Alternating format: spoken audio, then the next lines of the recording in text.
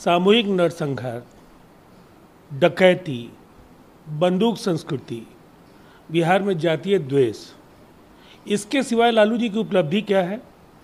जिस समय जीडीपी शब्द का अर्थ भी आरजेडी के नेताओं को पता नहीं था, उस समय भी विकास की बात नीतीश कुमार जी करते थे।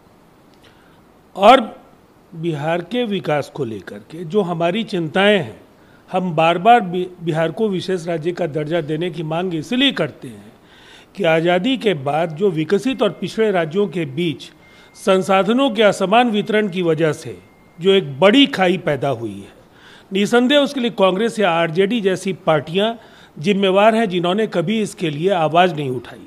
लेकिन आज हम सत्ता में हैं, तब भी विशेष राज्य के दर्जा की मांग को हम उठा रहे हैं और उस पर कायम है। और इसीलिए नीति आयोग ने जो राज्यों का वर्गीकरण किया है, तो सबसे पहले तो मैं ये कहूँगा कि इस स्थिति के लिए कहीं ना कहीं आत्ममंथन करना चाहिए लालू जी और कांग्रेस जैसी पार्टियों को। हमारा संकल्प है विकसित बिहार इस राज्य को बनाना, और इसके लिए जो भी प्रयत्न होगा हम लोग करेंगे। लेकिन जो विस्मृति की जो आदत है, राजनेता अपने कार्यकाल को अक्सर भूल जाते हैं।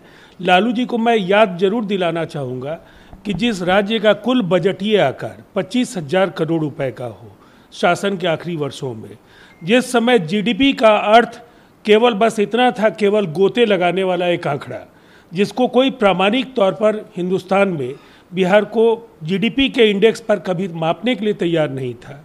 आज कहीं ना कहीं बिहार की चिंताओं को सब लोग समझ रहे हैं। फर्क है केवल दो राजनेताओं के चिंतन का फर्क है।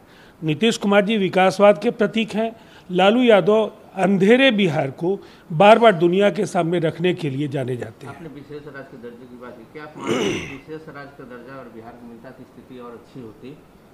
निसंदेह देखिए, सबसे पहली बात है कि जो हिंदुस्तान की आज़ादी के कुछ वर्षों के बाद ही फ्रेट इक्वलाइजेशन पॉलिसी उस समय भारत सरकार के एक मंत्री वीके कृष्ण मेनन ने लागू किया, और जिसकी वजह से बिहार जैसे जो राज्य थे जहां भू संपदा, हमारे खनिज, अयस्क, वो कहीं ना कहीं उसी मूल्य पर, वो जिन राज्यों में समुंदर था, जिन राज्यों में बेहतर आधारभूत संरचना थी, उनको उसी दर पर मिलना था।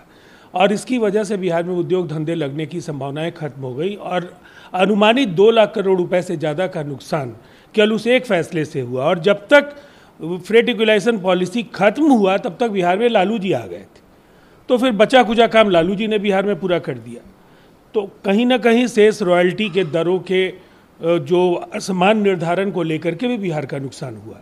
और अब हर पंचवर्षीय योजना में बिहार के साथ जो दोहरे मानदंड कांग्रेस के शासनकाल में अपनाए गए, वो भी एक बड़ा सवाल सामने में खड़ा हुआ है।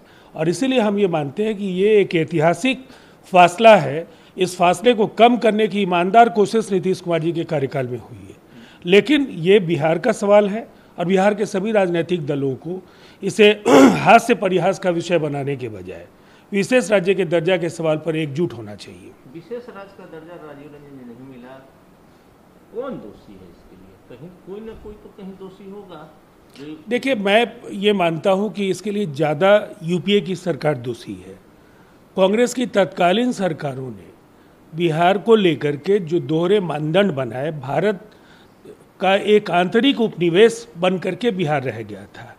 और आज़ादी के बाद जब हम फिरंगी हुकूमत से आज़ाद हुए, तो हिंदुस्तान के कॉलोनी के तौर पर बिहार का दोहन और शोषण हुआ। और इसीलिए यहाँ के जो खनिज अयस्क थे, जो हमारी भू संपदा थी, दूसरे राज्यों में हमें उसका वाजिब मूल्य दिए बगैर, उसका लाभ हमें दिलाए बगैर वो चली गई। तो ये कमोबेश बिहार के लिए एक सुनियोजित तरीके से जो एक षड्यंत्र था उन सरकारों के समय, आज उसकी परतें खुल रही हैं। और निसंदेह इसका प्रायश्चित कांग्रेस के उस समय के जो नेता हैं, अब तो उस दुनिया में नहीं है, लेकिन कांग्रेस के वर्तमान नेतृत्व को जरूर इसकी जवाबदेही नैतिक तौर पर लेनी चाहिए।